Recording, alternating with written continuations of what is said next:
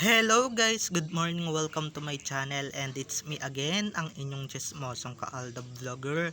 So gusto ko munang magpasalamat sa inyong lahat sa mga walang sawang tumatangkilik, nanonood, sumusuport at sumusubaybay ng aking mga content dito sa aking channel. So thank you so much for the love and support na binibigay ninyo, especially sa oras na nilalaan ninyo para manood dito sa channel ko.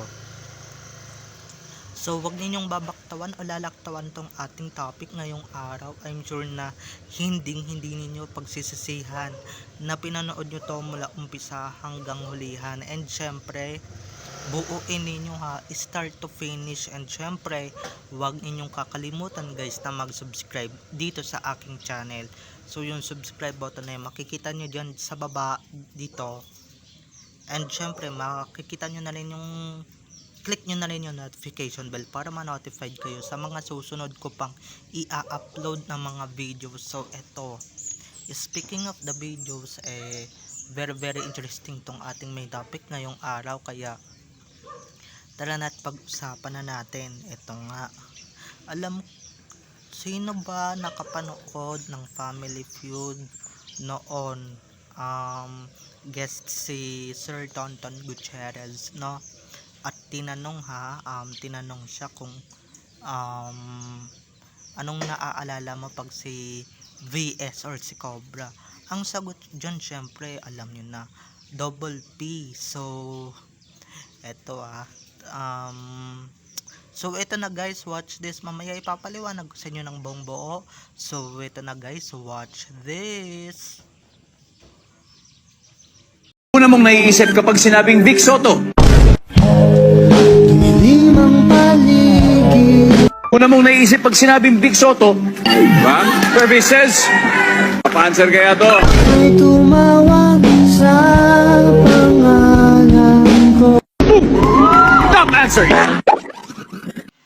At kung nakita nyo na ngayong recap, so once again, si TTO sa mga admins. So thank you so much for the love and support na binibigay ninyo, especially sa oras na nilalaan ninyo para manood dito sa channel ko. So dito credits to the owner tayo dito sa mga admins ko, kasi thank you so much for the support and syempre sa pagbibigay sa akin ng updates na, at syempre pinagkakatiwalaan nyo na rin akong ilabas ang katotohanan, kaya maraming salamat. So kanina pa ako napipikon kasi nga maraming dumadaan. So, ito na, dumako na tayo sa ating main topic for today's video, like what I said earlier, no? Ito nga, uulit-ulitin ko ulit kasi kanina paulit-ulit na may dumadaan. So, ito na, dumako na tayo sa ating main topic for today's video, like what I said earlier, no? Isang sensational na bagay ang tinanong sa Family Feud. Ang Family Feud guys, hindi segment isa itong programa na franchise. So may tinanong doon na tinanong si TG na kamag-anak ni ni JG na, 'di ba? Alam niyo naman 'yun, pamilya Gutierrez, 'di ba? At eto nga, tinanong siya, nakalusot kasi siya sa fast money round na round. So eto nga tinanong, higit sa 40% out of 100% ng mga tao Eto nga tinanong siya ng bonggang-bongga na, anong naaalala mo pag Vic Soto ang pinag-uusapan? Syempre isa lang yan, Pepsi Paloma, 'di ba? Alam naman natin na very sensational at very sensational ito kahit na hindi pa ako pinapanganak or hindi pa pinapanganak yung ilan sa atin, kasi kami millennial alam ko yung iba sa mga subscribers ko na abutan tong issue na ito, at talagang para hindi na talaga pumutok talaga ng bonggang-bongga 'di ba, pinagtakpan ng kapatid ni VS ang issue na yan kasi that time ano siya, vice siya um, ng distrito niya, no? Hindi pa siya senador. So eto nga, no, pinagtakpan siya ng bonggang bongga, and syempre 'di ba, that time may bulagta na nun na, so syempre 80s yun. Pinagtakpan, and syempre pinrotektahan niya yung kapatid niya, syempre kapatid niya yun, no?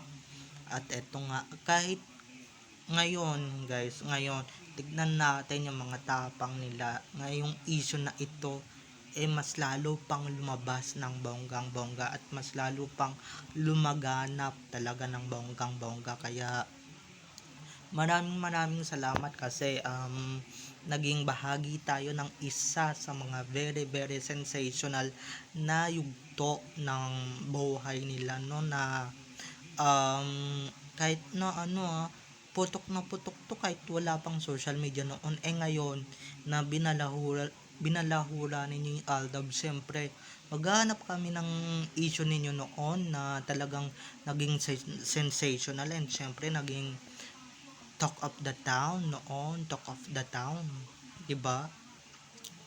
Na hindi ninyo malulusutan, na syempre ma-genders na kayo, alam nyo naman, hindi ba, na ma-genders hindi na makakalusot, or kaya makakalusot pa rin sa ganitong issue na lumalaganap na 'di ba? So eto nga, patuloy tayo sa ating main topic, ha. Syempre alam nga namang si CR ang maalala niya na asawa ni VS dati, at si DB na asawa ni VS dati, pati si PL na asawa na ngayon ni VS. Alangang yun naman yung maalala ninyo, guys, hindi naman sensational yun at hindi naman pinag-usapan yun. Hello, 'di ba? Ang pinag-uusapan issue, alang namang asawa isagot, hindi ba? Syempre wala nang ibang issue na lumaganap, and syempre kumalat, at syempre kinasangkutan ng, 'di ba? Wala nang iba kung hindi yung ganong issue lang, and syempre ganong bagay lang naman yung kinasangkutan nila, maski sa JDL na ika-ika na. Kaya yung mga nangyayari sa kanila ngayon, very very karma, 'di ba? Na kinakarma na sila na ganun, na lang talaga yung nangyayari sa kanila, na hindi na sila makakabangon, hindi na sila makakalusot sa mga kahayupan at katarantaduhan na ginagawa nila, hindi ba? Kaya etong issue na ito, binalahura nila yung Aldab, hahanap din tayo ng mga kababuyan na ginawa nila noon, 'di ba? Alam niya ng mga tao, kala ninyo wala kayong lusot. Kami pa ba, magaling kami magsoko, magaling kaming imbestiga ng bonggang bongga, lalong lalo na pagka naagrabyado yung Aldab. Syempre gaganti at gaganti kami, o kaya yung si God na lang ang gaganti sa amin, hindi ba, na ginaganti, masama kasing gumanti sa kapwa, so Diyos na lang talagang bahala, 'di ba? Una, napaalis sila sa Broadway, pangalawa napaalis din sila sa APT dahil nag-walkout sila dahil nga ayaw nilang ibalik yung Aldab. Ngayon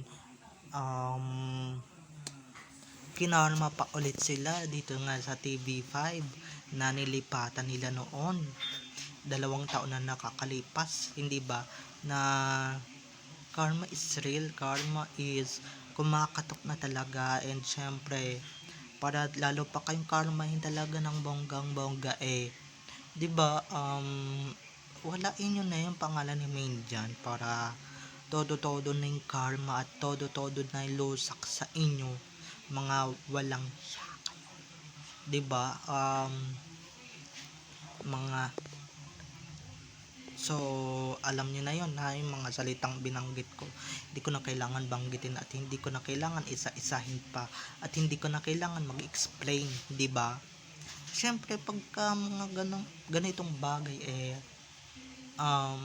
hindi, eto hindi lang 100 or 40% ng tao sa Family Feud or tinanong sa Family Feud nakakaalala na ito. Marami, milyon-milyon, libo-libong mga tao, mga Pilipino ang nakakaalala na itong issue na ito. Kaya ako, never nyo akong maluloko and never akong magpapaloko sa inyo. 'Di ba? Kaya kayo gumagawa ng salswela para mapagtakpan yung mga kababuyan at kawalang yaan ninyo dito sa social media na noon nyo pa ginagawa. Hindi ba? Na noon nyo pa talaga pinagtatakpan. 'Di ba? Ngayon yung isa sa mga gumawa nito patay na, JDL na lang pati si VS ang nabubuhay, 'di ba? So tatlo silang gumawa nito pero di ko na lang papangalanan yung isa bilang respeto na lang din, 'di ba? So etong mga to I'm sure yung mga fans ng show nila talagang shock and syempre mababalahura sila, 'di ba? Syempre yung iba diyan bulag-bulagan, syempre 'di ba papalabasin nila mabait, 'di ba papalabasin nila siya yung biktima, 'di ba? Siya yung kawawa kahit na may isang kaluluwa na namatay dahil sa kababuyan na ginagawa nila or ginawa nila na hindi ba puro sila kababuyan at kawalang yaan dito sa social media ngayon pa ba kalat na kalat na Family Feud episode na ito, lalong lalo na yung Fast Money Round segment nila, 'di ba? Naaalala ko pa yon, syempre napanood ko yun at saka nasaksihan ko ang katanungan na iyon na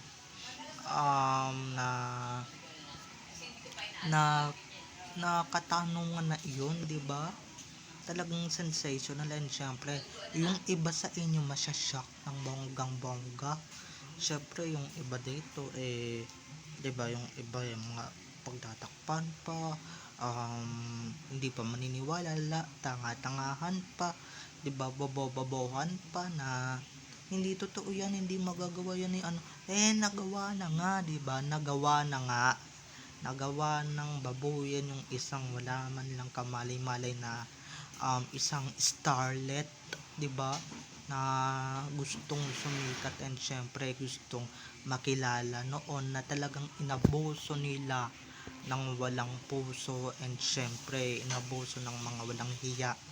So babay na mga ka-ADN. So kung hindi pa kayo nagsusubscribe mag-subscribe na kayo and syempre huwag ninyong kalimutan na i-click ang notification bell para ma-notified kayo sa mga susunod ko pang i-upload na mga videos. Okay, bye bye na, I love you all, enjoy watching, bye bye.